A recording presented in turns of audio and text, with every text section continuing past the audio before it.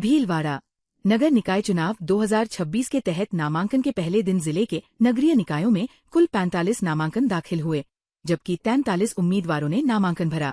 आसींद नगर पालिका में 4, भीलवाड़ा नगर निगम में 11, बिगोद में 1, गंगापुर में 3, गुलापुरा में 1 और हमीरगढ़ में 1 नामांकन दाखिल हुआ। जहाजपुर में 8 नामांकन दाखिल हुए और 7 उम्मीदवार रहे। मांडलगढ़ में 7 नामांकन हुए और 6 उम्मीदवार रहे, जबकि शाहपुरा में 9 नामांकन दाखिल हुए। वहीं बनेड़ा और बिजोलिया नगर पालिकाओं में पहले दिन एक भी नामांकन दाखिल नहीं हुआ।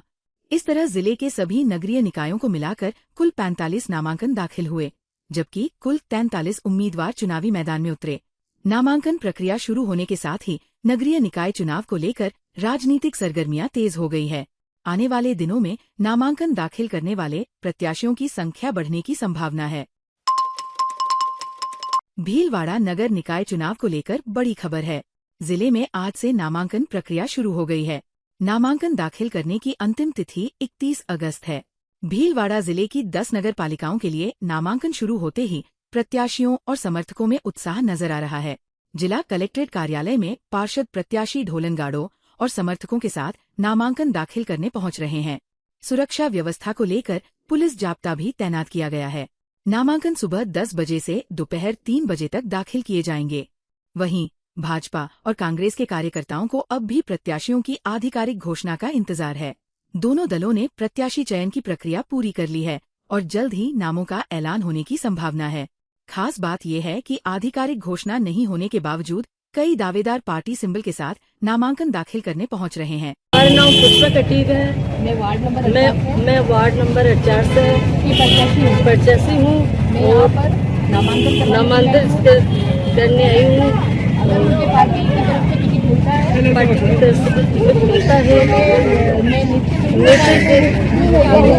चुनाव लड़ूंगी, अगर नहीं मिलेगा तो भी मैं कांग्रेस पार्टी के साथ हूँ। आसींद नगर पालिका चुनाव को लेकर आज नामांकन दाखिल करने का दौर शुरू हो गया। आसींद निर्वाचन कार्यालय में निर्वाचन अधिकारी विकास मोहन भाटी के समक्ष विभिन्न प्रत्याशियों ने नामांकन पत्र दाखिल किए। वार्ड संख्या 9 से भाजपा प्रत्याशी चंचल खटीक और वार्ड संख्या 15 से भाजपा प्रत्याशी संपत लाल साहू ने नामांकन दाखिल किया। वहीं वार्ड संख्या 21 से बसंती देवी बंजारा ने निर्दलीय प्रत्याशी के रूप में अपना नामांकन दाखिल किया। आसींद नगर पालिका में कुल 25 वार्ड हैं। इस बार पालिका अध्यक्ष का पद सामान्य वर्ग के लिए है। ऐसे में अध्यक्ष पद को लेकर दावेदारों में उत्साह बढ़ गया है। नामांकन प्रक्रिया शुरू होते ही चुनावी सरगर्मियां भी तेज हो गई है। आने वाले दिनों में कई और प्रत्याशियों के नामांकन दाखिल करने की संभावना है। अध्यक्ष पद सामान्य होने के चलते इस बार आसींद नगर पालिका के चुनाव में मुकाबला रोचक होने के आसार हैं और राजनीतिक गतिविधियां लगातार बढ़ने की उम्मीद है। भीलवाड़ा जिले की जहाजपुर नगर पालिका चुनाव में नामांकन के पहले दिन दिलचस्प राजनीतिक तस्वीर सामने आई। दिल्ली के जंतर मंतर पर हुए ज़ेन जी प्रोटेस्ट से प्रभावित 21 वर्षीय सानिया खानम ने चुनावी मैदान में ताल ठोकते हुए वार्ड नंबर 6 से निर्दलीय प्रत्याशी के रूप में नामांकन दाखिल किया। खास बात यह रही कि सानिया के दादा और जहाजपुर पालिका में कांग्रेस के वरिष्ठ पार्षद रहे नजीर मोहम्मद ने भी वार्ड नंबर 16 से निर्दलीय प्रत्याशी के रूप में नामांकन दाखिल किया। नजीर मोहम्मद लगातार 8 बार पार्षद रह चुके हैं और अब 9वीं बार चुनाव मैदान में उतरे हैं। सानिया की बुआ ने भी नामांकन दाखिल किया है। सानिया ने कहा कि ज़ेन जी प्रोटेस्ट से प्रभावित होकर उन्होंने खुद चुनाव लड़ने का फैसला किया है। उनके दादा पूरा समर्थन कर रहे हैं। उन्होंने कहा कि युवा भी राजनीति और जनप्रतिनिधित्व में अपनी भूमिका निभा सकते हैं।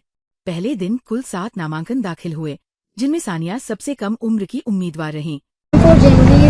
अभी रिसेंटली जो दिल्ली के अंदर प्रोटेस्ट हुआ था, उससे बहुत ज़्यादा इंस्पायर होके तो मैंने सोचा करते हैं।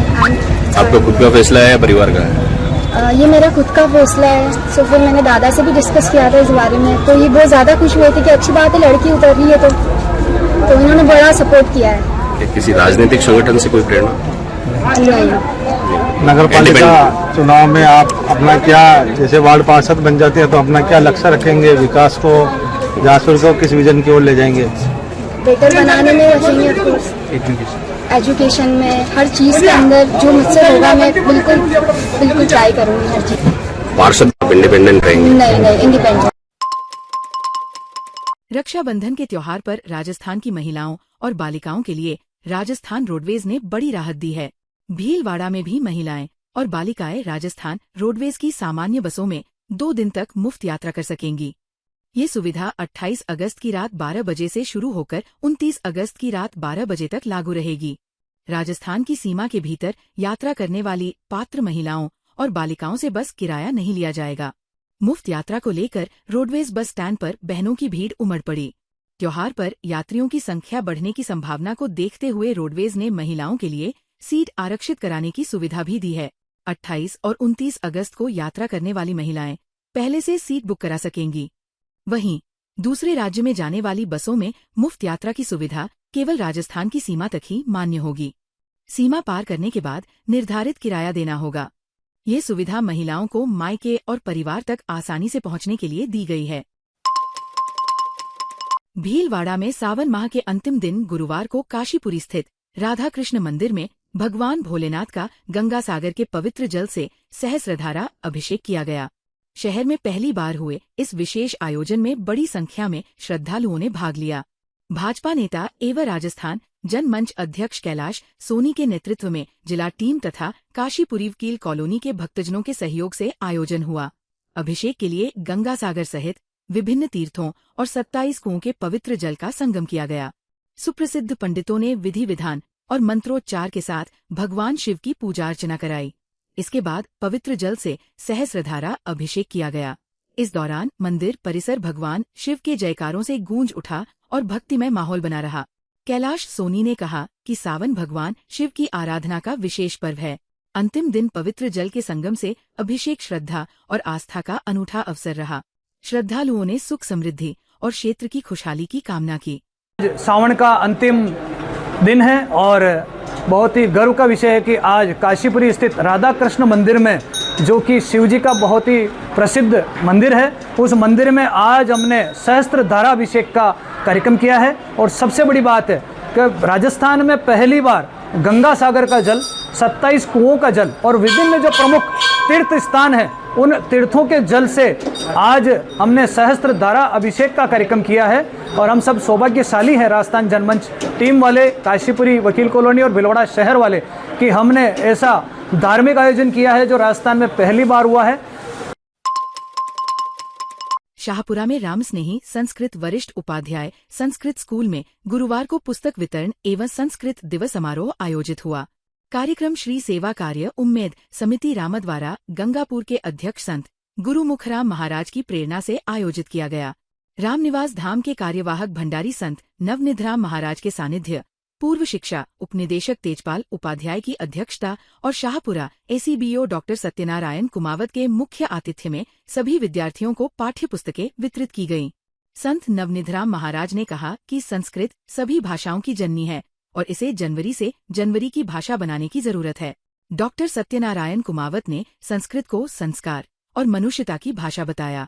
तेजपाल उपाध्याय ने संस्कृत को संस्कृति और संस्कारों से जोड़ते हुए इसके संरक्षण पर जोर दिया।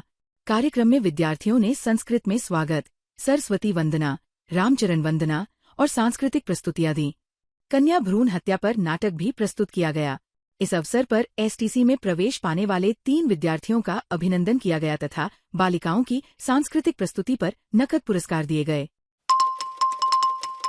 भीलवाड़ा में रक्षाबंधन के अवसर पर विश्व हिंदू परिषद की महिला इकाई मातृशक्ति दुर्गा वाहिनी की बहनों ने पुलिसकर्मियों को रक्षा सूत्र बांधकर उनके समर्पण और सेवाभाव का सम्मान किया।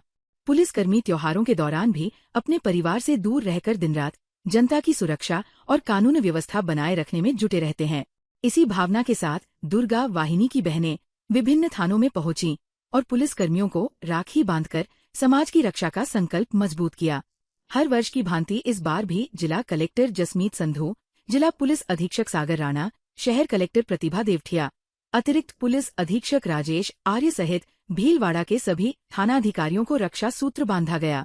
कार्यक्रम में मातृशक्ति विभाग सह संयोजिका लक्ष्मी वर्मा, प्रांत सह संयोजिका सीमा पारीक, सुशीला राजपूत, युक्ता राठी, आस्था पारीक, वंशिका मोदी, हिमांशी शर्मा, खुशी जोशी, नविका मोदी और गर्विता पारीक मौजूद रहीं। ताज़ा खबरों के लिए बने रहिए लोकजीवन के साथ। लोकजीवन के YouTube चैनल को सब्सक्राइब करें, लाइक करें और बेल आइकन को प्रेस करें, जिससे कि हर वीडियो का नोटिफिकेशन आप तक पहुंच सके। धन्यवाद।